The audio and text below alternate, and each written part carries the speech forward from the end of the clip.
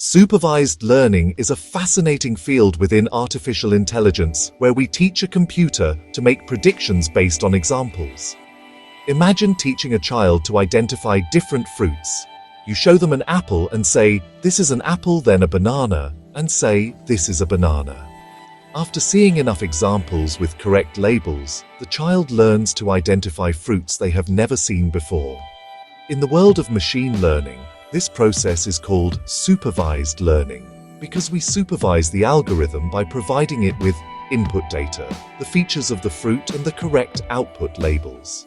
The algorithm's goal is to learn the underlying pattern or rule that maps the inputs to the outputs so it can make accurate predictions on new, unseen data.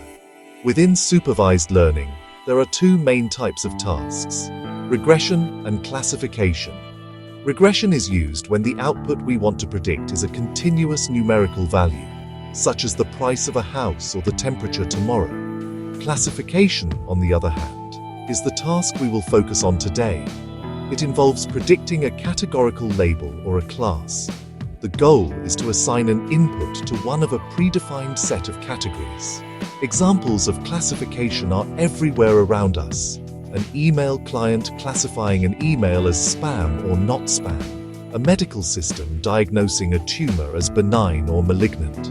We will embark on a journey to understand classification in a practical, hands-on manner. We will use a classic and widely beloved dataset known as the iris dataset. This dataset contains measurements from 3 different species of iris flowers. Our objective is to build and train several machine learning models that can learn from these measurements and then correctly classify a new flower into one of the 3 species. We will follow a clear and structured path. Start with the core concept, move to writing the code to implement our ideas, and finally, compare the performance of our different models. This concept to code to compare approach will provide a complete picture of a typical machine learning workflow. The 4 models we will explore are logistic regression decision trees, random forests, k-nearest neighbors. Each of these models has its own unique way of thinking and learning from the data, resulting in different strengths and weaknesses. By comparing them on the same dataset, we can gain valuable insights into how they work and learn to make informed decisions about which model might be best suited for a particular problem. Our journey begins with getting to know our data. The iris dataset is a perfect starting point for anyone new to machine learning: small, clean, easy to understand. It was introduced by the British statistician and biologist Ronald Fisher in 1936 and has since become a textbook example for classification tasks. The dataset contains 150 samples, 50 samples from each of 3 different species: Iris setosa, Iris versicolor, Iris virginica. For each flower sample, 4 distinct features were measured in centimeters: sepal length, sepal width, petal length, petal width. These 4 measurements are the inputs our models will use to make their predictions. Loading and exploring this dataset in Python is remarkably straightforward, thanks to the Scikit-learn library. With just a couple of lines of code, we can load the data and begin our exploration. The first step in any data analysis project is to simply look at the data. We can display the first few rows to get a feel for its structure, observing the 4 feature columns and the corresponding target column that indicates the species. Python from scikit-learn.datasets. Import load at iris import pandas as pd iris, easy nodes, loader iris, iris df, assume pd.dataframe, data iris.data, columns iris.feature.names, iris df species, assume iris.target.names, iris.target, print t iris df.head. While summary statistics are useful, a picture is truly worth 1,000 words. Visualizing the data helps us build intuition and spot patterns that numbers alone might hide. A scatter plot is an excellent tool for this.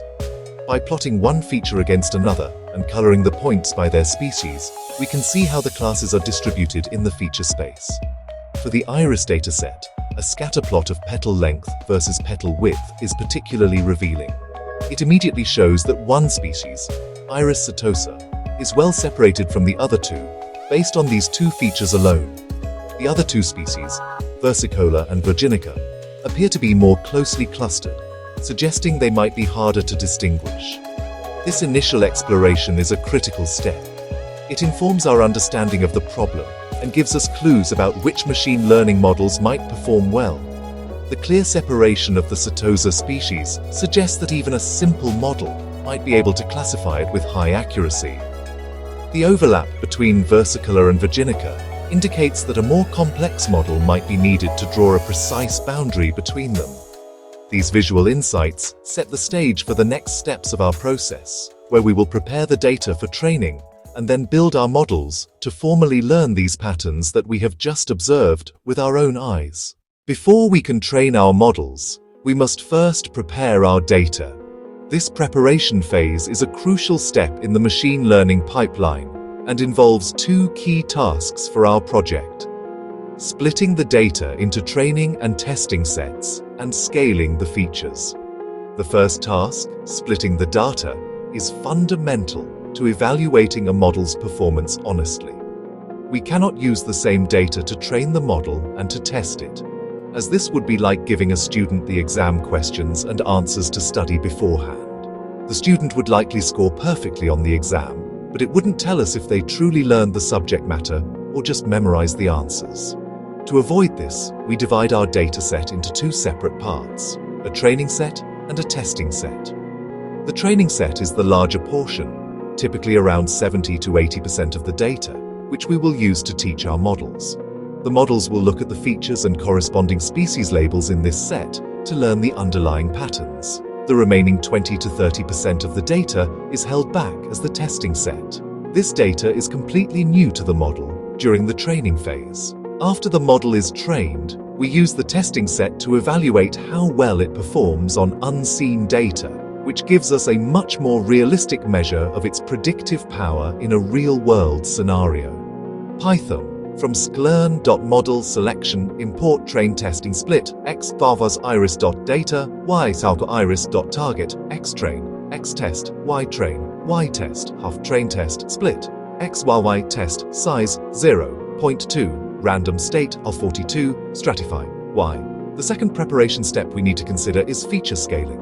Looking back at our dataset statistics, we can see that the features have different ranges and scales. For example, sepal length might range from 4 to 8 centimeters, while petal width might range from 0.1 to 2.5 centimeters. Some machine learning algorithms are sensitive to these differences in scale. Models like Logistic Regression and K-nearest neighbors, which use distance calculations or weighted sums in their underlying mechanics, can be heavily influenced by features with larger ranges. A feature with a broader range of values can inadvertently dominate the learning process simply because its values are larger, not because it is more important. To mitigate this, we apply feature scaling, which transforms the data so that all features have a similar scale. A common technique is standardization, which rescales the features to have a mean of 0 and a standard deviation of 1. It's important to note that not all models require scaling. Tree-based models like decision trees and random forests are not affected by the scale of the features because their splitting decisions are based on single features at a time. However, for the sake of a fair and robust comparison, and because it is a good practice for models like KNN and logistic regression, we will apply scaling to our data before training. It is time to introduce the 4 contenders in our classification showdown. Each of these models represents a different approach to learning from data, offering a unique set of advantages and characteristics. We will build each one using the Scikit-learn library, which provides a simple and consistent interface for machine learning algorithms. Our goal is to understand the core idea behind each model before we put them to the test. Logistic regression, a powerful and efficient linear model. Despite its name, logistic regression is for classification, not regression. It finds a linear boundary line in 2 dimensions, or a plane in higher dimensions that best separates classes. It calculates probabilities for class membership, then predicts based on those probabilities. Fast to train and easy to interpret. Works well when classes are linearly separable, for example, separating iris setosa from the others. Next in our lineup is the decision tree. This model is highly intuitive because it mimics human decision-making. It builds a tree of questions about the features. Example question: is the petal width less than 0.8 centimeters? Answers route you down branches. Repeat until a leaf node gives the classification. Decision trees are easy to visualize and explain, but trees can grow too deep and overfit the training data. To address overfitting, we introduce the random forest. A random forest is an ensemble of many decision trees. Each tree is trained on a random subset of the data and uses a random subset of features for its splits. The forest predicts by majority vote across trees. Averaging many trees reduces overfitting and increases robustness. Our final contender is the k-nearest neighbors algorithm. Now that we have introduced our models and prepared our data, the exciting part begins: training. Training or fitting is where the algorithm learns patterns from the training data. In Scikit-learn, this is streamlined and consistent across models. For each of our 4 contenders, logistic regression, decision tree, random forest, k-nearest neighbors, the core step is calling the .fit method. The .fit call uses the training features xtrain and the training labels ytostrain and adjusts model parameters to map features to labels. Let's start with logistic regression. Calling fit finds optimal coefficients and a linear decision boundary. Decision tree. Fit recursively partitions data by choosing best feature and threshold at each node. It continues until a stopping criterion, like maximum tree depth or minimum number of samples per leaf. The result is a constructed tree ready to predict. Random forest. Fit builds an entire forest of trees. Each tree uses a random sample of the training data. Bootstrapping. Each split considers a random subset of features. The randomization makes trees diverse. Fitting all trees completes the model. It may take longer than one tree, but often yields better performance. K-nearest neighbors. Training is simple. Fit stores xtrain and ytrain in memory. There is no iterative learning. Prediction searches stored points for nearest neighbors. That's why KNN is called a lazy learner. Section 6. The verdict. Measuring model performance. After training our models, the critical next step is to evaluate their performance. We need to determine how well each model learned from the training data by testing its ability to make accurate predictions on the unseen test set. The most straightforward metric for this is accuracy, which simply measures the proportion of correct predictions out of the total number of predictions made. For each of our 4 trained models, we use the predict method on the test features xtest to get predicted labels. We then compare predicted labels to the true labels ytest to calculate the accuracy score. A confusion matrix provides a more detailed breakdown than accuracy alone. It is a table that visualizes performance by showing counts of true and false predictions per class. Rows, Chi-Chus actual classes. Columns, Chi-Ch predicted classes. Diagonal elements, Chi-Chi correct predictions. Off-diagonal, Chi-Chi where the model got confused. For instance, versicolor misclassified as Virginica. Consolidate accuracy scores into one visualization to compare contenders at a glance. A bar chart is the perfect tool. Create a chart with 4 bars, 1 per model, where the height determines accuracy on the test set. This provides an immediate visual summary of which model performed best. Section 7. Visualizing the showdown. Decision boundaries. While numerical metrics like accuracy give us a quantitative score, visualizing the decision boundaries provides a powerful qualitative understanding of how they see the data. A decision boundary is the line or surface that separates regions of different class predictions. For our iris dataset, we can create these visualizations by training on only 2 features, petal length, petal width, so we can plot boundaries in 2 dimensions. We create a contour plot where different colors show regions predicting each iris species. Let's first examine the decision boundary for logistic regression. As a linear model, it creates straight-line boundaries, the feature space carved into 3 regions by straight lines. The boundary between Setosa and the other 2 species is very clear. The boundary between versicolor virginica is also a straight line. Overlaying the test points shows which points are correct or misclassified. The decision boundary for a decision tree is quite different. It produces axis-parallel rectangular regions. Boundaries are perpendicular to axes. Example split is petal length 5.1 centimeter. This results in a blocky, staircase-like appearance.